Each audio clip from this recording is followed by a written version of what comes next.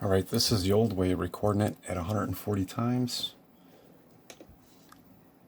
And this is 350 times.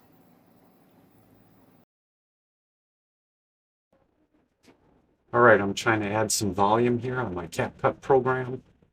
Hopefully you can hear it well and maybe not as much the background noise. But anyway, you're looking at the cantaloupe juice at 140 times right now. Those black circles are actually air bubbles.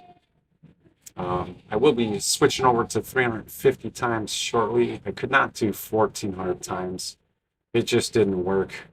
But you can see all the little stuff moving around. Pretty much all juices like that. And right now you're looking at the actual meat of the cantaloupe. And that's got plenty of air bubbles in it as well.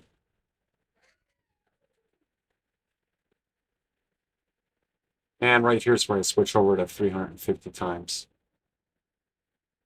So I think this way is going to be a lot better, other than me trying to record over